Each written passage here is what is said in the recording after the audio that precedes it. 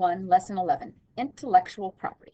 At the end of this, you'll be able to explain how copyright and Creative Commons licenses can be applied to digital works of creativity.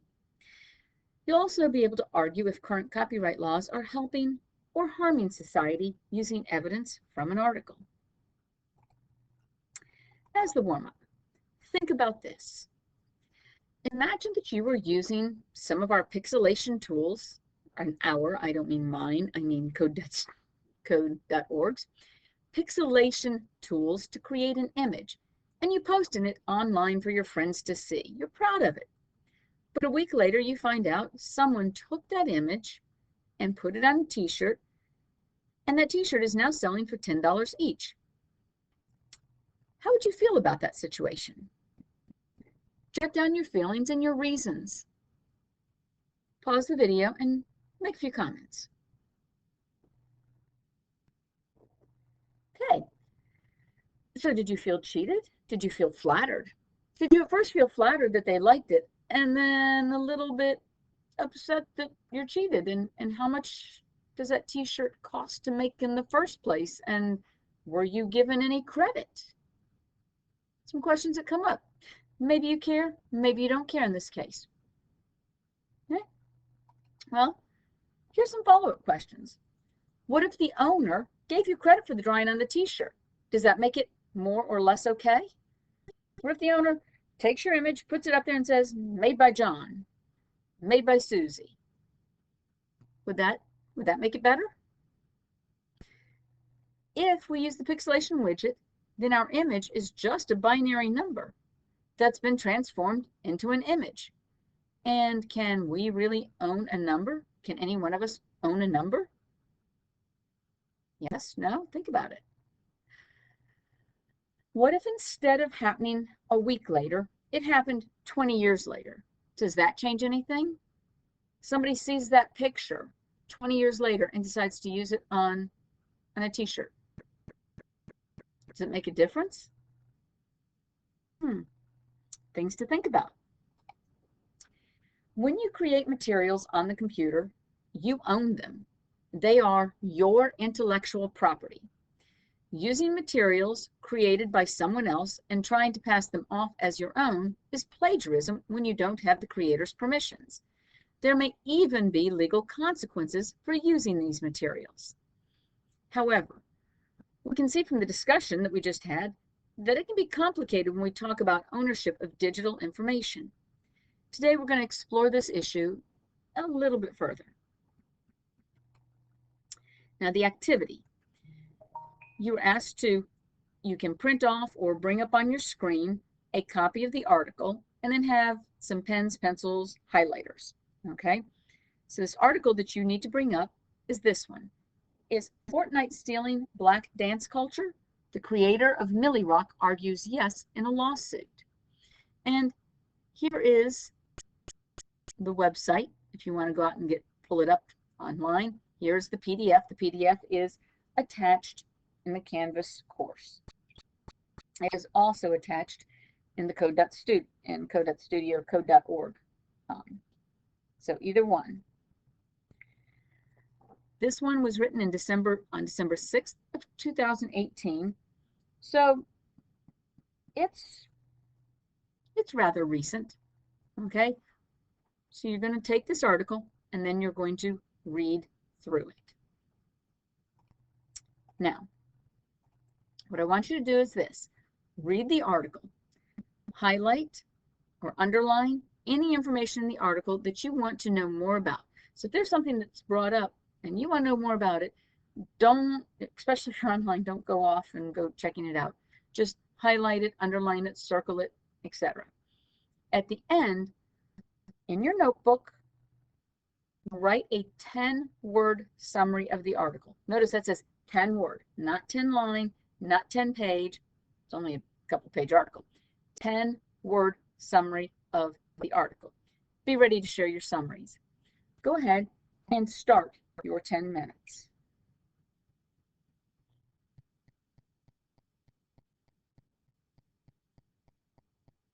Okay? Now, you're watching the video, so there's nobody to share it with. But if we were in class, either in person or virtually, I would go around and ask a few people to share their 10-word summaries of the articles and see how they were the same or different. This article brings up issues around copyright.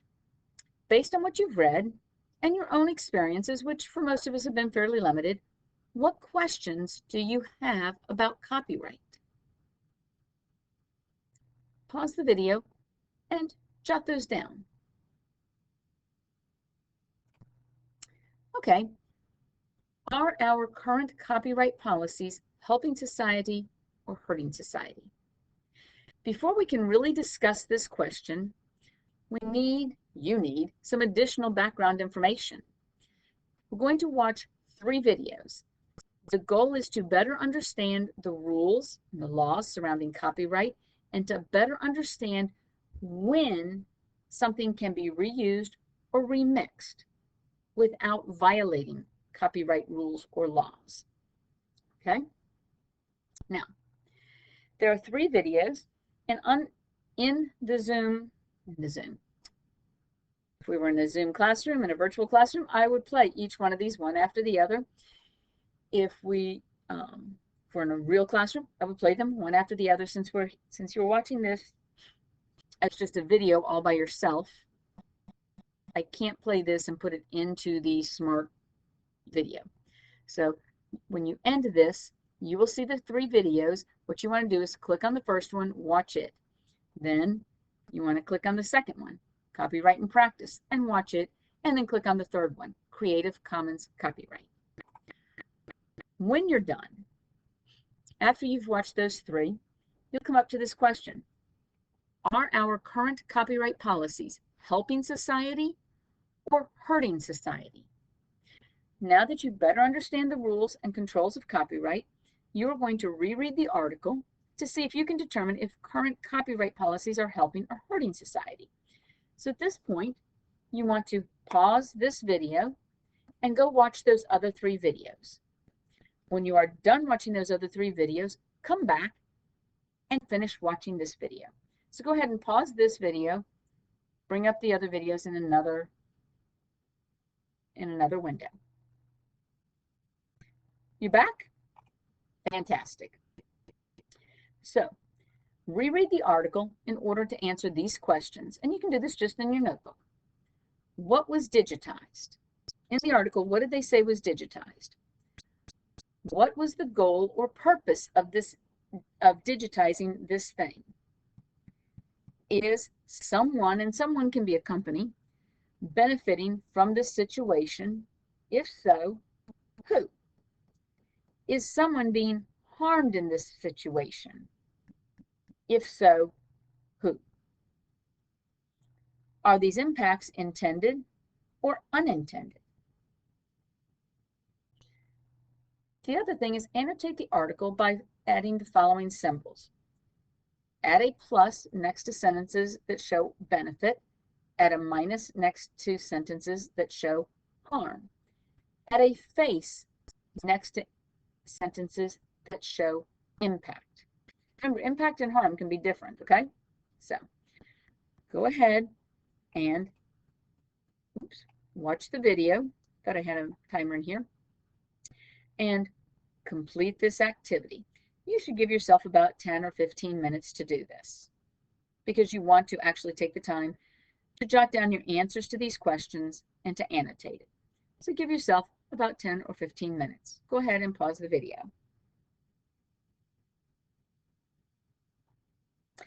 Back? Great.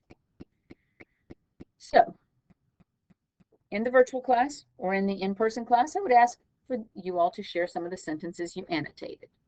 And then we'll look to see, did everyone identify the same areas? Were you looking at the same things?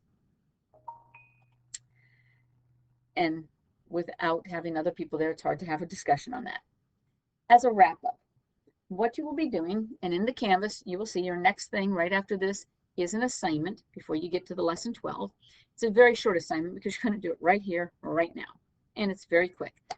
But it's formative, so it just kind of tells me that you're going along and you're doing what you're supposed to. You're going to submit a mini poster as a formative assessment. You're going to complete this sentence. Choose help or hurt. So you're literally going to write, I think copyright can, and then you're either going to say help or hurt society because. And then at the bottom, you're going to add a quote from the text that helps justify the sentence you wrote in the top. Okay? So complete the sentence. I think copyright can help or hurt society because, tell me why, and then add a quote from the text that justifies your answer. Things are not necessarily right or wrong. You can think it hurts, you can think it helps. I just want you to, it's completing a single sentence and then providing a quote. Again, this will be a formative assessment, and you'll see, if you click on the assignment, you'll see how to complete it. After this, next class, you're going to have a short project, which will count as a summative.